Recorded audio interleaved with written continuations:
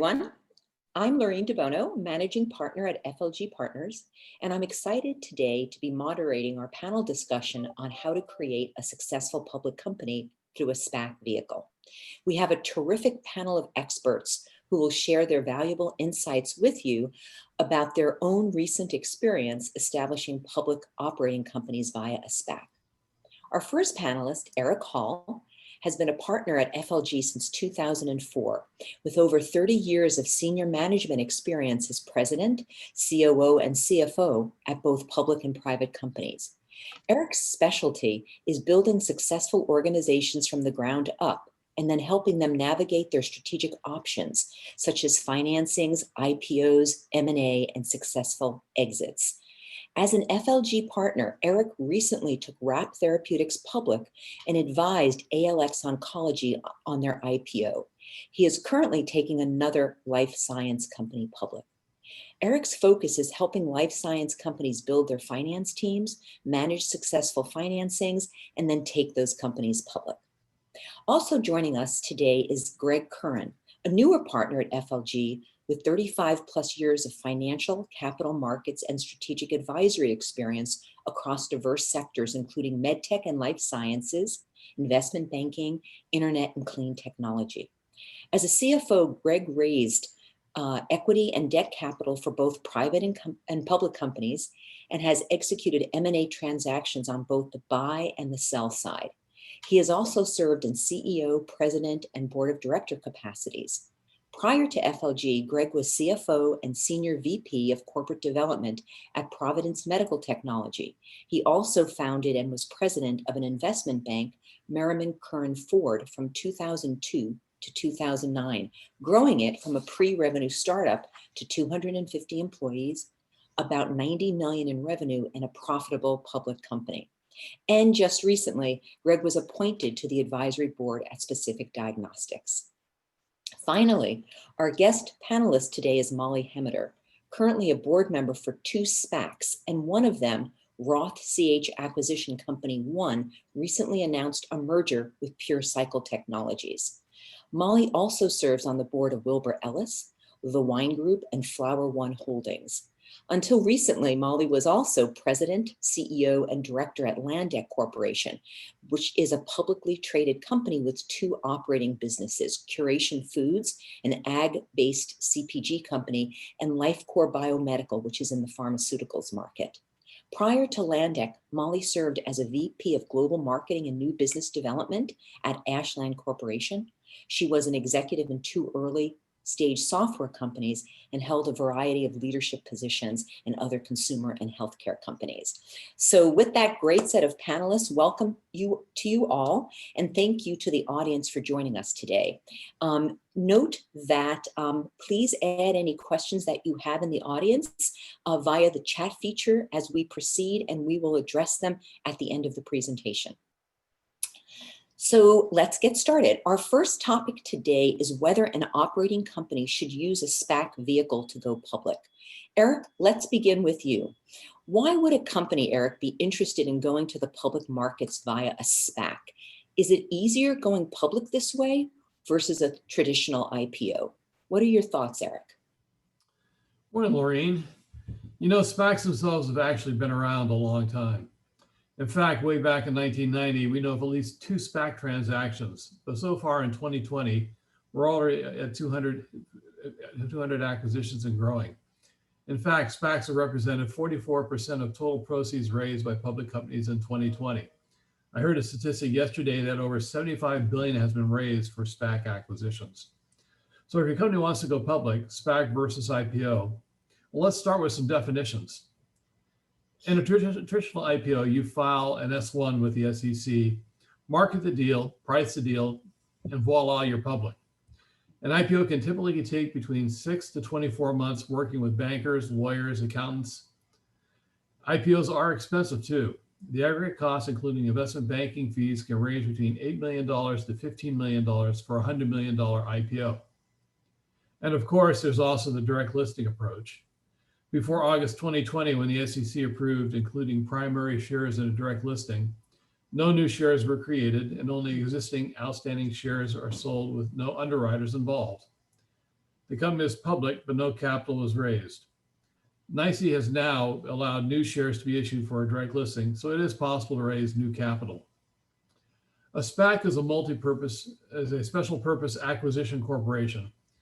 The SPAC is created with a sponsor, often a PE firm or successful entrepreneur, and then is taken public as a blank check company.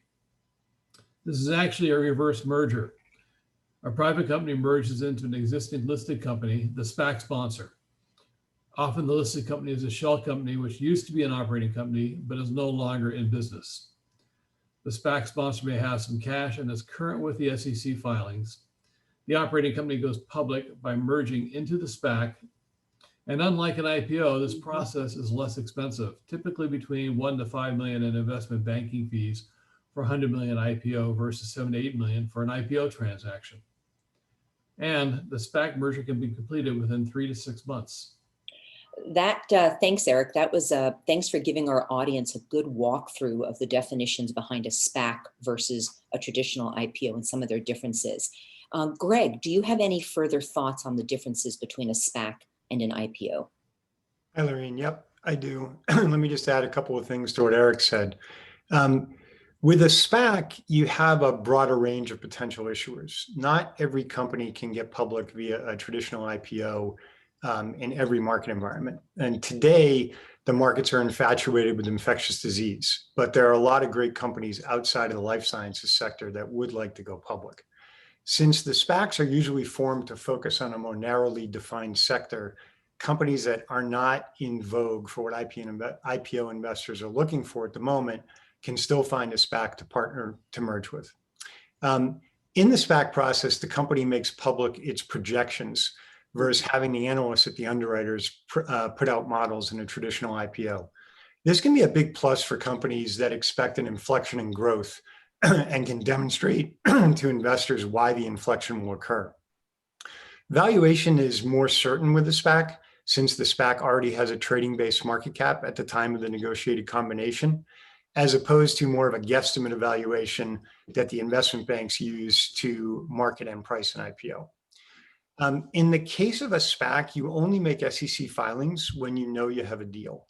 If you explore a business combination with a SPAC sponsor and you don't find an attractive deal, you don't have to file anything with the SEC. And at that point, you can actually pivot to a traditional IPO. The work that you perform in presenting your company, like the audits, the projections, ensuring a clean cap table, et cetera, is applicable to a traditional IPO in the diligence process. So in effect, you can almost run the two processes in parallel with an IPO and a SPAC. And finally, a minor point, with a traditional IPO, there's generally a standard lockup of 180 days imposed by the underwriters, whereas the lockup period is negotiable in a SPAC transaction. Thanks for taking the audience through, Greg, a good perspective on how the SPAC process works and taking an operating company public through that process. So what I'd like to do now, and again, addressing my questions to both Eric and Greg, what are the pluses of using a SPAC as a company's go-to vehicle, and what are the downsides? What I'm looking here is tell us the story of what the pluses and the minuses are. Eric, let's start with you. Well, Lorraine, there are several pluses for a SPAC. The greatest plus is the speed to market, since you don't need to go through the IPO process of audits, investment banking certificates, drafting and filing an S1 with the SEC. It's lower cost versus an IPO, as we pointed out earlier. Simpler SEC filing, no retail investors to deal with. And you leave less money on the table. You don't see the opening price, trading price, significantly higher price. You don't have that gap between pricing the IPO and then all of a sudden seeing it going out at $20 or $30 higher. You can't underprice the offering. You set the price, and it is what it is. The minus of the SPAC are with SPACs, SPAC sponsors investors get their money out first. Retail investors in mutual funds holding the shares or holding direct shares come later versus an IPO, and therefore take on much greater risk. Another issue is your company is public and you're not prepared for it. Audits, quarterly reporting, SOX, regulatory compliance are now required. And there's a higher cost of being public. Audit fees, compliance costs, and legal expenses are significantly higher for public companies. There are hidden costs of the SPAC in terms of the value of equity given to the SPAC sponsor. 1 to 20% of the acquisition in terms of the diluted shares, plus fees paid to investment bankers, lawyers, auditors, consultants, and other IPO costs. Lastly, a SPAC is a one-time deal. The company will have to raise future rounds on their own. With life science capital, funds are raised from a SPAC must cover at least 20 to 25% of the next 5 years of R&D and clinical trial costs. This means that a life science company will likely need to do a future capital raise, such as a PIPE, a private public equity. A private investment for tech companies or CPG companies is not necessary. This future raises maybe because the company is generating enough revenue. Greg, do you have any further perspective on the pros and cons of going public via a SPAC versus an IPO? Sure, just a couple more points. There are definitely some benefits of a SPAC versus an IPO. It's more efficient to consummate a SPAC than an IPO. You don't have to do nearly the same amount of prep work as with an IPO. And most of the heavy lifting with respect to the SEC filings is after you've already identified the SPAC you're emerging with. So you know there's going to be a likely transaction at that point. With a SPAC, you are marketing to a smaller defined universe of SPAC sponsors in a private process, maybe 4 or 5 SPACs to explore whether or not there's a merger opportunity. Now, that's different than the large group of institutional investors that you have to get to through the traditional 2-week IPO process. As Eric pointed out, the framework of the SPAC deal is much more akin to an M&A process for the first 2/3 of the time. Then if you have a deal, you pivot into more of an IPO process for the last 90 days in terms of communicating with the PIPE and public market investors and actually doing the SEC filings. Another advantage of SPACs is that there's currently a large pool of SPACs that have already raised capital. Eric referenced the $75 billion number. And these SPACs have to deploy that capital in a merger within 2 years after the SPAC IPO, regardless of whether the IPO window is open or the SPAC sponsor has to return the money to the initial SPAC investors. So this time shift between when the SPAC IPO occurs and when what's called the de-SPACing transaction is consummated ensures that there's always going to be a potential IPO path for high quality companies, regardless of overall market conditions and whether the IPO window is open at the time they're looking to go public. A couple of cons that come to mind really both have to do with the period of time after the SPAC merger happens. The first is that the investors in the now public operating company will, for the most part, be the investors in the PIPE transaction and the retail investors that have been buying the SPAC in the open market. These aren't the typical lineup of institutional investors you end up with in an IPO process. And you're going to have to transition that shareholder base following the consummation of the SPAC deal. Secondly, as Eric pointed out, you're going to need to very quickly adopt a cadence of public company reporting with 10Ks and Qs that have to get filed every quarter. And because of the compressed timeline of getting the SPAC deal done, you might have not had as much time to get your processes fine-tuned as you would have in the year leading up, to the traditional IPO. And the SEC is not going to cut you any slack. And so there's going to be some stress on the organization as you more quickly become a public company. So then what I'm hearing, Greg and Eric, just to summarize for the audience, is the pros of using a SPAC are the SPACs are incredibly efficient. The process is similar to M&A. And then there's a lot of SPAC money out there that are looking for targets. The cons are you have a tough investor base, at least at first. And then the need to understand the whole public company reporting process and dealing with potentially a new shareholder base. So a good pros and cons perspective, guys. One more question for you, Greg. Do you see the SPAC trend continuing? Yeah, I really do. To me, it comes down to sort of a basic discussion of supply and demand, both sides of which I think are likely to contribute to keeping the SPAC train rolling right now. I think the supply of SPACs is going to continue to grow. And there's sort of 3 reasons for that. The first is that SPAC IPOs are attractive vehicles for hedge funds, who are the predominant investors in the actual SPAC IPO itself. They can invest capital into a vehicle that has no correlation with overall market results, and they're always looking for that. and they have a guaranteed return of capital as a downside case. If the SPAC doesn't consummate a merger, it has to give the money back after 2 years. The underwriters are involved. If you're underwriting $75 billion worth of SPAC IPOs, while the fees aren't quite the same as a traditional IPO, that's a lot of fees. They also end up getting advice, providing and helping companies and SPAC sponsors consummate the de-SPACing. So there's an institutional incentive for the investment banks to keep this going. And finally, the SPAC sponsors can raise large pools of capital with a very significant carry or promote without putting up huge sums of their own capital at risk. On what I would call the demand side, being defined by the demand from companies who are looking to go public to do deals with SPACs, the stock market's always cyclical, and it's been especially so throughout the COVID-19 pandemic. And I personally expect the volatility to remain pretty high as there's a big political transition ahead, and there's a huge challenge globally for rebuilding the world's economy. VC investment has been really robust over the last 5 years of the bull market, and there's a big pool of private companies who are going to want to access the capital that's been raised through a SPAC boom, especially if the traditional IPO markets get sidetracked for a while. And then finally, I do think that SPACs are going to play this important role in matching both pools of money that are already out there and public companies that want to access the capital.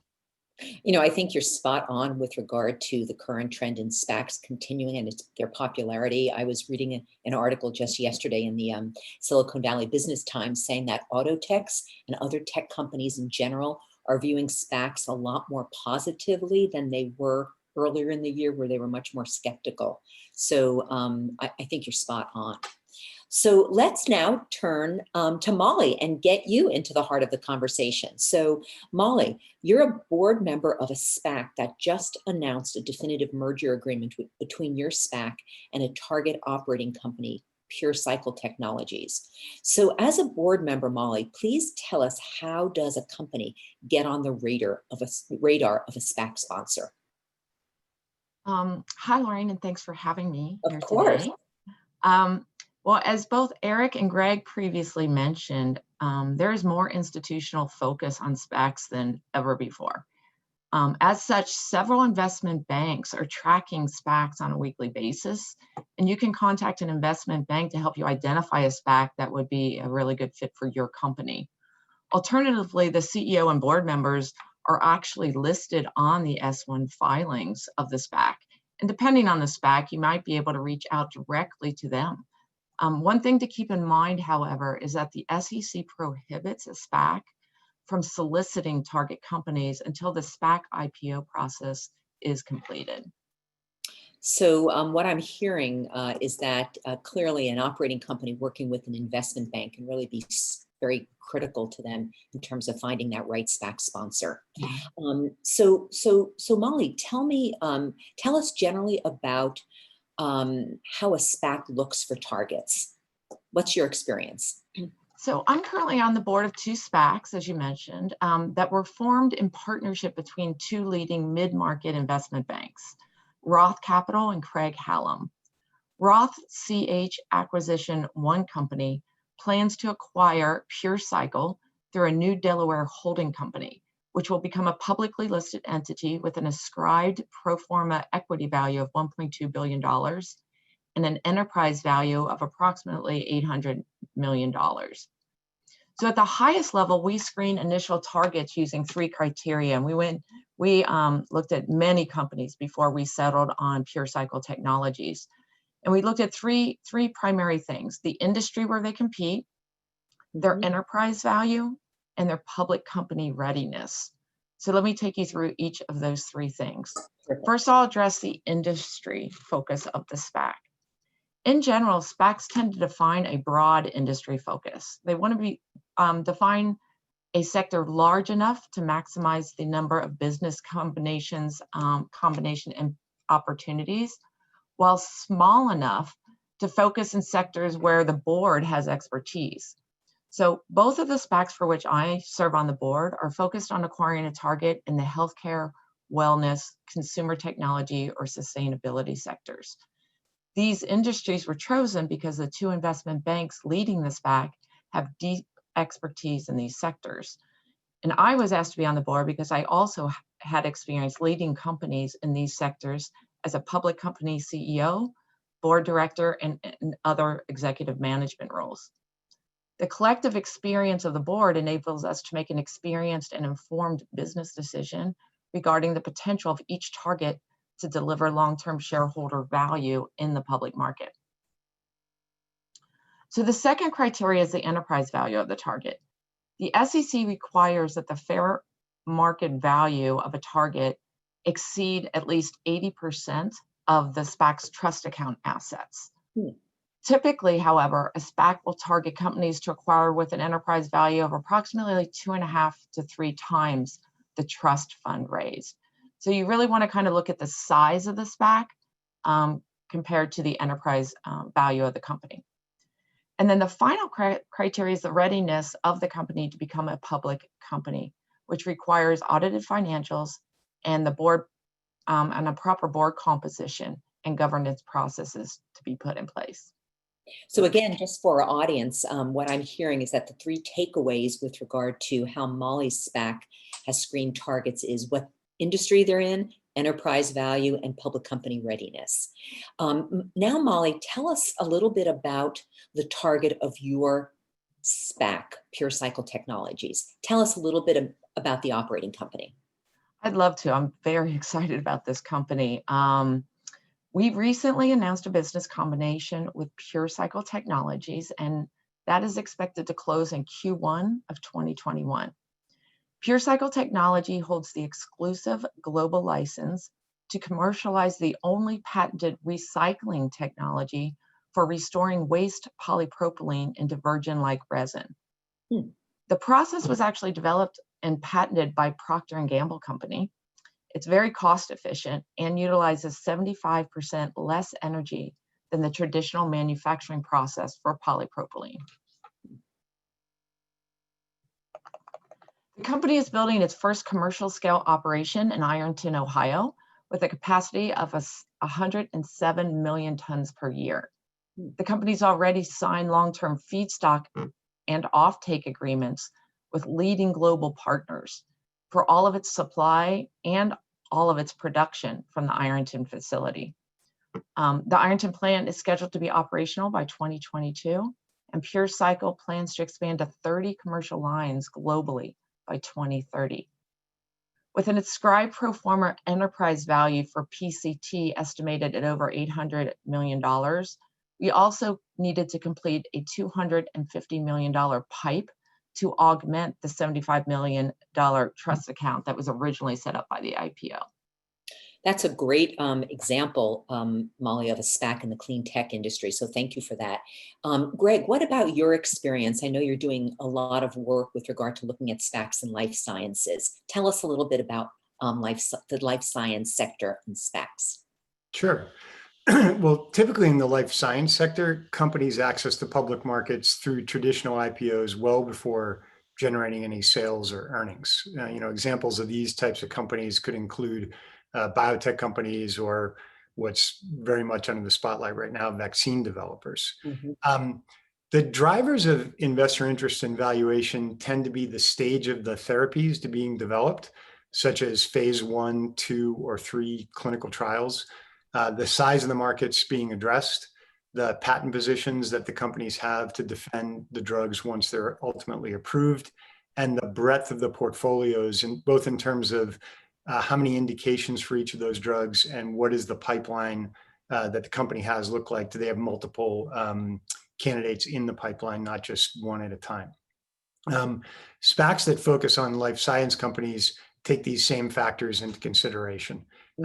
One difference that I mentioned briefly earlier in our conversation is that the target companies, the operating companies, they make their projections public through the SPAC process. And they can therefore, I think, have a more open discussion about what their expectations are in terms of the timing for ultimately achieving sales and earnings. and how much they expect to generate.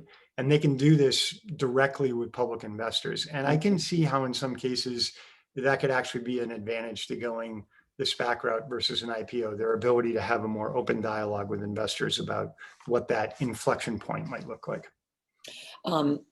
Thanks both Greg and Molly for giving us some examples of SPAC and operating companies in both the clean tech sector as well as life sciences. So now let's turn everyone to our second topic, which is assessment of a target company and its readiness to become a public company. So Molly, let's start with you. Once a company is on the radar of a SPAC sponsor, what's the assessment that a sponsor has to make to determine if a company is actually a good target to take public? Once we identify a target that meets our high-level criteria that I went through previously, the remaining process is very similar to that of any M&A transaction and involves strategic, financial, and risk assessment. For strategic assessment, we would consider market size, value proposition, and competitive differentiation. We would also require an experienced management team with a strong go-to-market plan and a proven ability to execute. And on the financial side, we look for a strong growth plan with realistic projections and a balance sheet that can support the company's ongoing growth. Additional areas for due diligence would include risk assessment and an understanding of the corporate governance processes that are in place or need to be created. So Molly, that's the perfect setup for Eric. So Eric, assuming a company is then assessed as a good SPAC target, what is the readiness timeline and how are you as a CFO best preparing a company to be public within the tighter SPAC timeline? Take the audience through what that timeline is, please. Thanks, Lorraine. Looking at the SPAC offering timeline, there's really 4 steps that we go through. Step 1, which takes 1 to 2 weeks, the target company engages an investment banker. The company then negotiates and enters into an LOI with the SPAC. Once that's complete, then step 2, which takes 6 to 8 weeks, the SPAC and the company negotiate a merger agreement and simultaneously conduct a PIPE financing. The merger and the PIPE are then publicly announced. In step 3, which takes 2 to 3 months, the SPAC goes through the SEC registration process, similar to an IPO. Timing assumes companies audited financials and other key disclosures are ready. So that preparation before you get to this step is very key to making it go quickly. And finally, in step 4, it's the stockholder vote, redemption, and closing. And that takes approximately 2 weeks.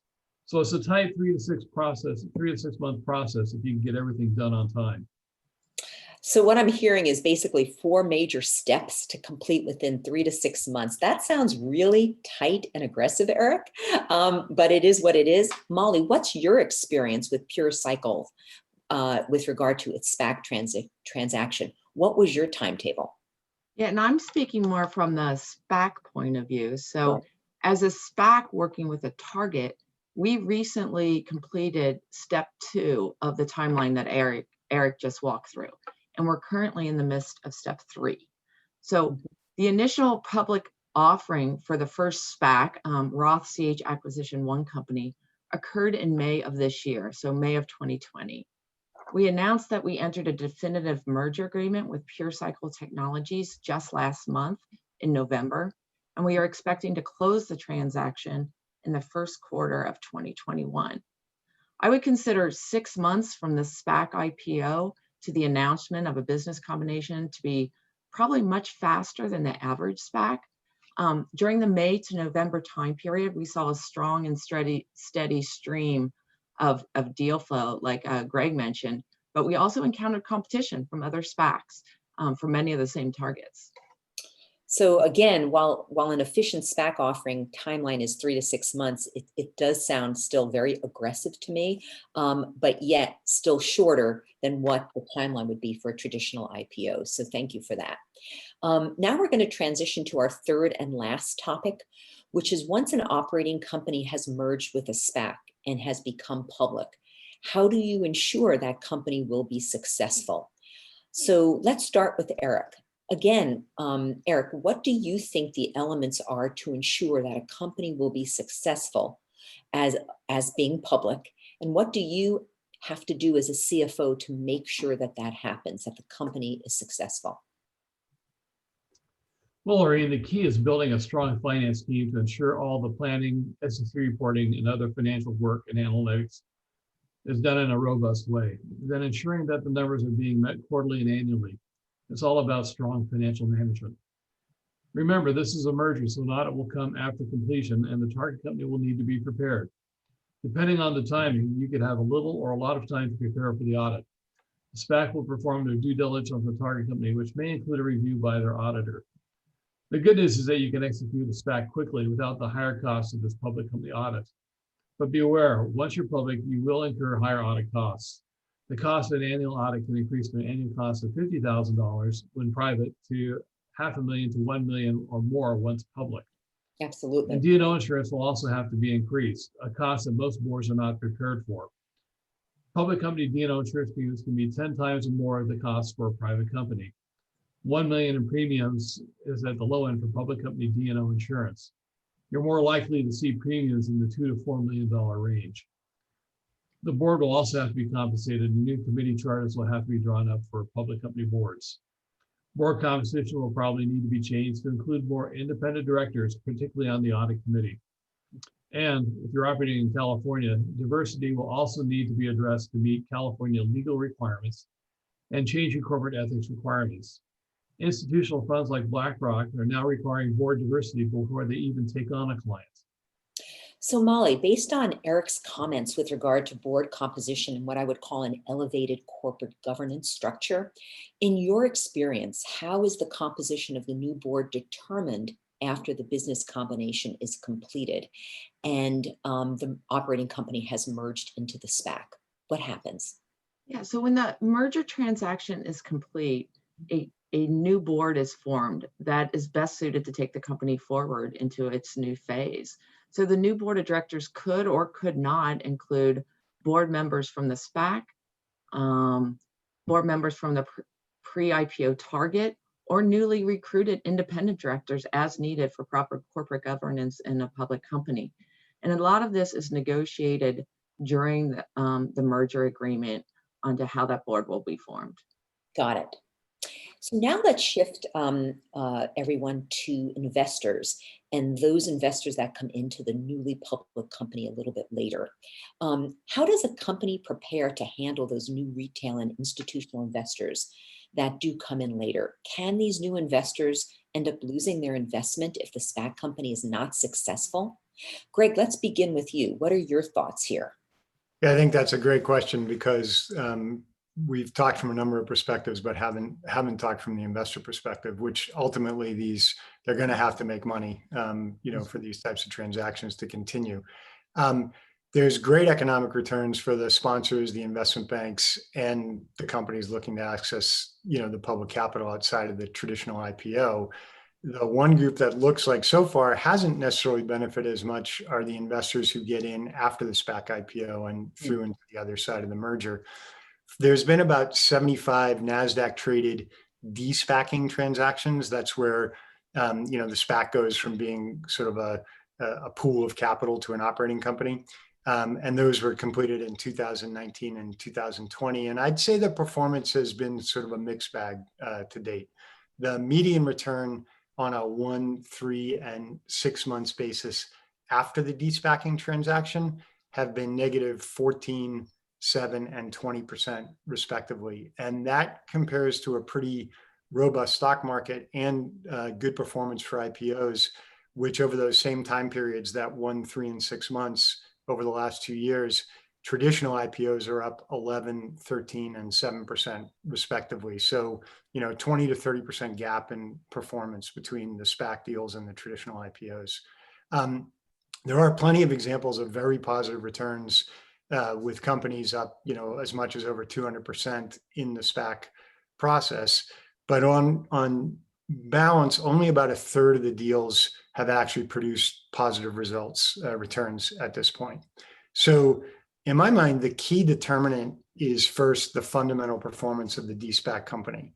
But there's also a problem that a SPAC deal typically gets done without as much marketing or sponsorship by investment banks and sell-side research. So there's not the same big bang effect, when the company initially becomes public. So And quick question for you, Greg. So what you're saying is it could be fundamentals as well as it's not shocked as much. right. Got And it. so and at this point, you can't disaggregate the two. So, a traditional IPO, if they don't meet expectations, that stock's going down as well. Mhm. But one of the issues is you do have to, transition most of the shareholder base. And that, my experience is stocks prices are, simply determined by supply and demand. So you've got to get the demand, engine functioning. And a couple of ways to do that is to make sure that you court the banks and analysts early on, Mhm. because that still is the structure of Wall Street, where sell side research, and not so much in this environment, but hopefully an environment we'll return to soon, people gathering for investment conferences and non-deal roadshows where management teams travel around and meet with investors. That function has to exist, coupled with a strong internal IR function to make sure that you're constantly making new people aware of your story and potentially getting them interested. Like I said before, at the beginning of this process, not having gone through the traditional IPO where you've talked to maybe 50 to 100 institutions, you're only going to have talked to a handful who are going to play in the pipe.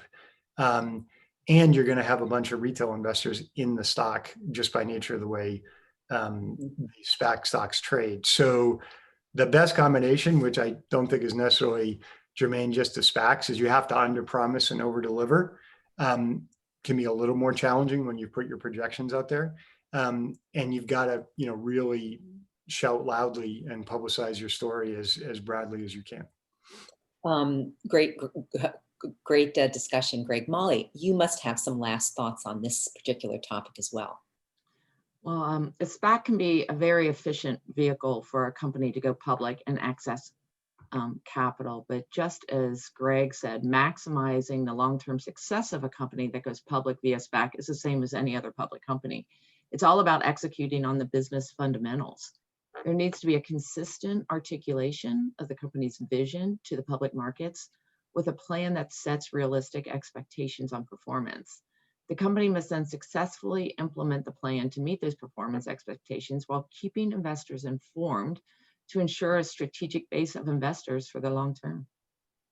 So I think your conclusion, Molly, is spot on and similar to what Greg was saying, that a company's success, whether it's public via a SPAC or traditional IPO, comes down to good business fundamentals and publicizing your story, to Greg's point, as loudly and as widely as you can. So totally agree.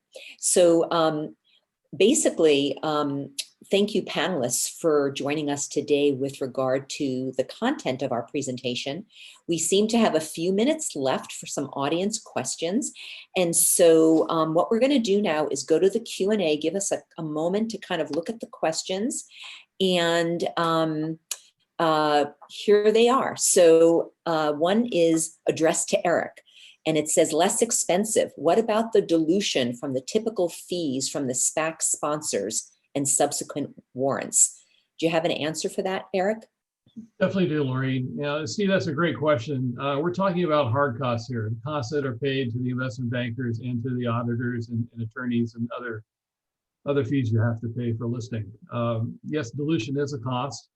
It varies from deal to deal, but we haven't factored that in here. It's something to take a look at.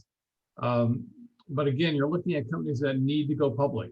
If you're a life science company, it's a question of raising money to fund very expensive clinical trials, which you're seeing increasing from, it used to be 25 to 50 million, now, northwards of 100 to 200 million just for one clinical trial. So again, hard costs are what we're talking about here, not the soft dilution costs that you'd expect with these mergers. Got it. So from the same questioner, I should say, this is the question, and I think perhaps both Eric and Greg should be answering this one. What's been the post-SPAC performance, 12 to 24 months, for deals the last couple of years? And I know, Greg, you've touched on this already. Given that some companies that take the SPAC route route are selling their vision potential more so than current earnings? What happens if the market is impatient to see those earnings? Greg, do you want to take a shot at that one? Sure, that's actually dead spot on the statistics I gave. Yes. The performance has not been as good as the traditional IPO performances. I don't know whether that's a lesser quality of company that is accessing public markets. It's also actually a relatively short time period to measure it, even though it is 12 months to 24 months. There's, you know, a lot in the short term. I feel like a lot of stock price performance can be moved by what the public is interested in investing in. And so you get sector rotations between cyclical and defensive stocks. You get, you know, issues right now where anything COVID vaccine related, the stocks are doing extremely well and lifting a lot of the healthcare sector as well. So companies' long-term success, as Molly pointed out, is ultimately going to do that. But that is something that needs to be addressed. I wonder, Lorene, if I could sort of pick up on one of the other questions that I. Please, go for it. There was a question about what the effect is that the fact that the sponsors have to give the money back within 24 months if they don't consummate a merger. And the reason I want to tack that on at this point is it also comes down to the question that Eric addressed about the dilution that you're going to suffer in the merger deal itself with the Spac, because they do get ownership, and that ownership comes out of, you know, the shareholders from the existing operating company beforehand. And so all of that's a negotiation, and Molly could probably comment better on how that negotiation goes. But the fact that there's this huge supply right now of Spac dollars looking for good companies means that I think from the investor standpoint, or from the Spac sponsor standpoint, there's pressure to put that money to work. And the closer you get to the end of that 24-month period, the more pressure there's going to be to do a merger. And in that equation, those merger terms are likely to become more favorable to the operating company. And so if you're an operating company looking to go public, I think the environment is getting better for you. It's still easy to raise Spac capital, but it might be harder to put it to work. And so you can negotiate what that carry is that you're giving up in that sort of enterprise value negotiation for the Spac merger to actually happen. And I don't know, Molly, if you want to comment at all on sort of that process or how you see that. No, I think you covered it really well on that. So these are two intertwined questions. So let me, and Molly, Greg, Eric, go at it. So the first question is, how do the founders of a Spac make money? What do they typically earn for their up to 2 years participation? Anybody want to answer that, Molly or Greg, Eric? I can start. So the founders and sponsors do enter the IPO process of the Spac at a lower price point. And there's kind of a risk reward here. So if the Spac is successful, they get much more of the upside.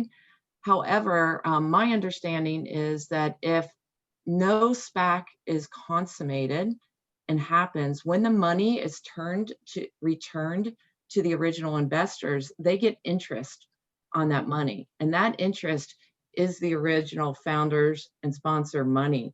So the actual founders give up 100% of what they put into the deal if they do not consummate a Spac.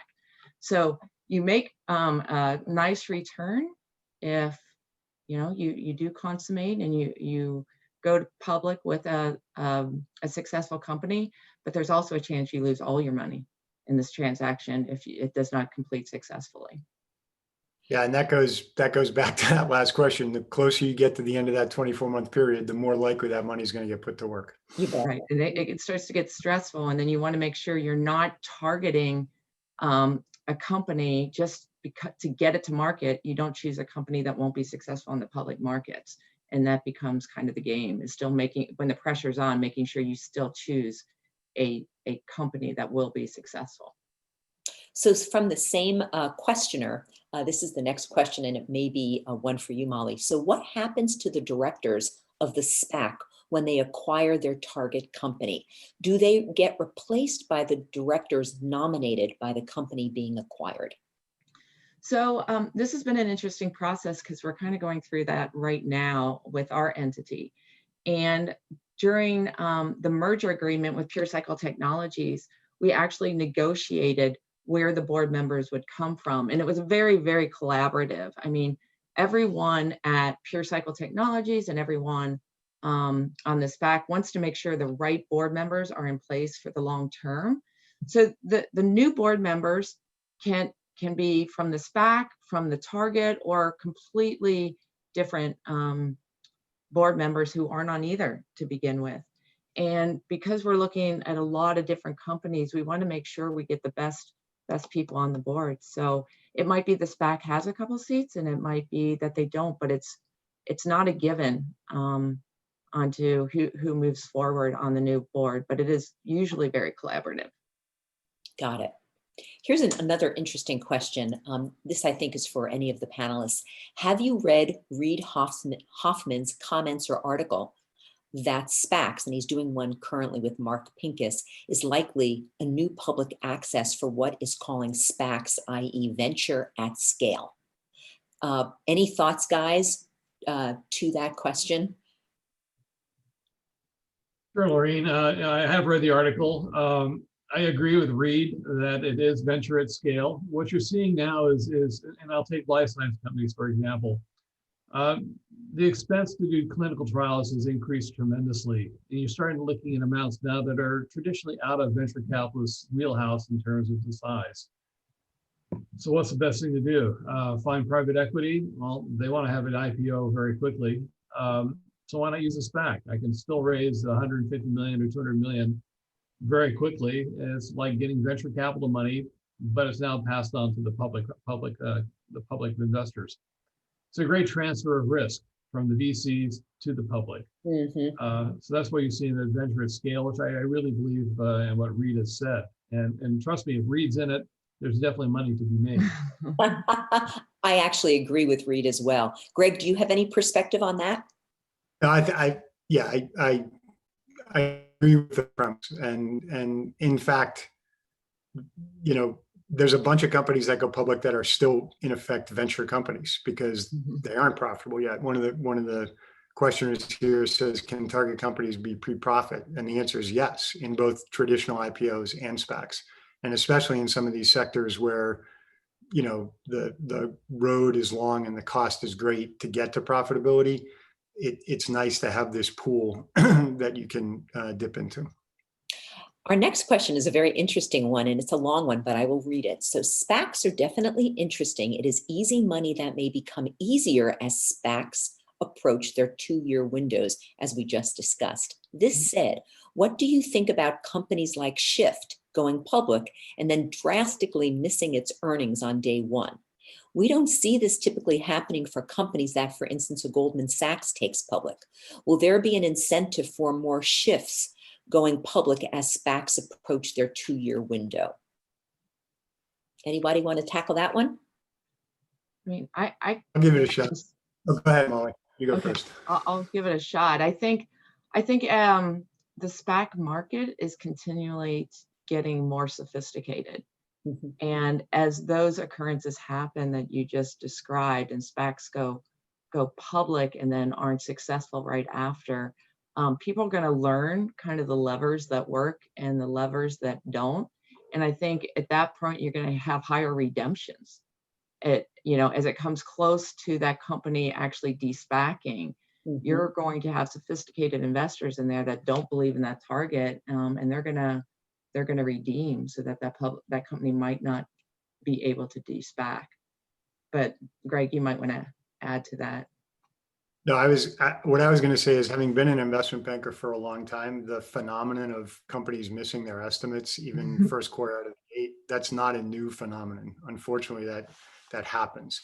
You do have a different element of diligence, though, because underwriters are putting their names on the prospectus and they are opening themselves up to shareholder lawsuits. So you may have a little bit more scrutiny on the company's ability to hit their numbers if it's gone through a traditional IPO process. But overall, I agree with Molly, the market itself is going to be the corrective mechanism. There's going to be outliers in both cases that probably the deal shouldn't have been done. But over time, it'll become a reputational thing, and either companies that are SPAC'd by certain groups or in certain ways will be able to get their deals done, and others won't. This is an interesting question. It's kind of a follow-up, and I know, Greg, you had talked about this during the actual presentation. If only a third of SPACs have had positive performance post-transaction, why is there still so much capital supporting them? And when is this going to dry up? So the performance is on the back end after they've become publicly traded vehicles. The capital is coming on the front end from a totally different set of investors. And so I believe there's still going to be that capital formation aspect, because the banks are earning fees. The investors are getting a risk-free look at, potential interesting opportunities. And there was a point this year where the stock market was down 30%. If your portfolio existed of SPACs, your portfolio was flat and your relative performance was 30% higher than the stock market. So there's that incentive is always going to result in people investing in SPACs. Ultimately, they're going to have to be, over time, they're going to have to be positive returns generated from this, or no one's going to want to own the stocks on the back end. And like everything else, the market will adjust to that. Got it. This next question, we have about time for two more, is actually addressed to you, Greg. And that is, where can I get the data of SPAC returns versus traditional IPOs that Greg shared? That was fantastic info and insight.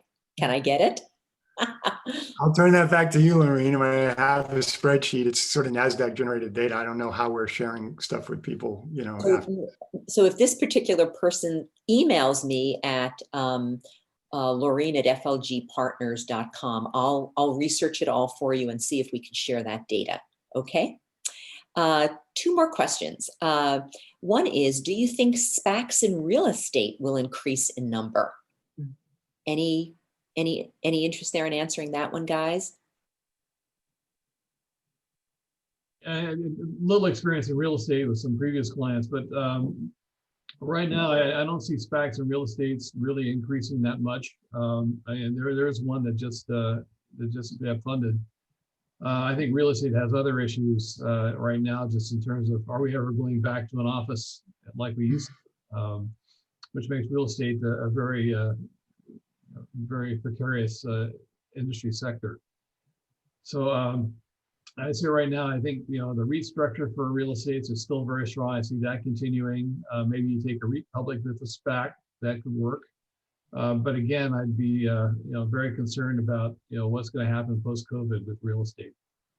Okay, another interesting SPAC question about a sector. So, are there too many SPACs than viable investment opportunities? For example, that seems to be a particular challenge in the cannabis industry, with several SPACs getting near the end of their 24-month timeline. Anybody want to answer that question? I can take that just briefly. I think it goes back to, when we were out looking for different target companies, we did bid on, or get interested. I don't know if we actually put bids in for target companies that other SPACs were also interested in. And so if you get a single industry with too many SPACs open, you get to this supply and demand imbalance. So that's one thing. You want to, when you're looking, if you're a company looking for a SPAC, you want to see how many SPACs are actually targeting your sector, because it can get out of whack in specific sectors. And then the other thing is, right now, obviously, cannabis is a very high risk, is considered a very high risk space. So it could be, as you get to the end of the SPAC, some of the investors may choose to redeem, because when they see the final investment, they want to make sure that it's not too risky. So, supply, demand, and as well as kind of the risk assessment when the target is chosen by the investors. Great. Yeah, I really look at, if I could add just, Sure, please. I really look at the SPAC transaction as a traditional IPO that's broken up into two phases. So, that supply and demand meeting happens on the traditional IPO at the same time. If there's a group of investors that want to invest in that company or that sector, and there's a good company that is looking for money, we come together, we have an IPO. With the SPAC, the money's raised first and it sits there for either 6 months, 12 months, 18 months, 24. So you do get that chance for a mismatch. What I would say is I think the increasing supply of SPACs really accrues to the benefit of the private companies looking for capital right now. And I think going forward, they're going to make their decisions not just based on how much money is sitting there, but who's involved with the SPAC. Is it somebody I've never heard of before, or is it Reid Hoffman or somebody like that? Not that just having a reputation in and of itself matters, but again, talking about making that transition and getting a shareholder base, if it's somebody well-known who has a track record for success, they're more likely to be able to help you attract institutional shareholders. Or if it's an operator who really knows what they're doing, they're more likely to be able to serve on your board on a continuous basis and improve your fundamental chances of success. So the market will adjust as it always does, and it will become more discriminating. And in my mind, the balance of power is shifting from the SPACs who have the money to the companies who are looking for it. That was great. Thanks so much, Greg. So we have time for one last question because it's 8:55. And Molly, this one is addressed to you. If the SPAC market hadn't come along, what would have been PureCycle's path to IPO, considering it wouldn't have had revenue operations until 2022 and wouldn't be able to scale until maybe 2030, if I heard it right? I'm curious how the company's valuation increase is attributed to the SPAC promote and being public earlier than they would have been otherwise. Is Pure's valuation post-SPAC maybe 2 to 3 times what its valuation would have been otherwise by staying private? I guess I look at PureCycle, and they had different modes of raising capital. Really, this is about raising capital to enable them to build their plants, get to revenue, and grow their company. And so they had different ways of raising capital. They actually also raised, right before we raised our PIPE, they raised money through a municipal bond. I think it was a couple $100 million in a municipal bond. And to actually raise that money, there was a lot of strict criteria, including having all their financial projections and their project schedules done, but also ensuring they had long-term agreements in place for the first plants, for both the offtake and for the supply. And so it really kind of made them have a disciplined process to get municipal bonds. So I think, to answer the question, I think they had different ways of raising capital. They would have also raised it in a municipal bond. They probably would have done a traditional IPO. There's a lot of global support for the kind of save the planet mission that PureCycle is going after, on really reducing carbon footprint and increasing recycling.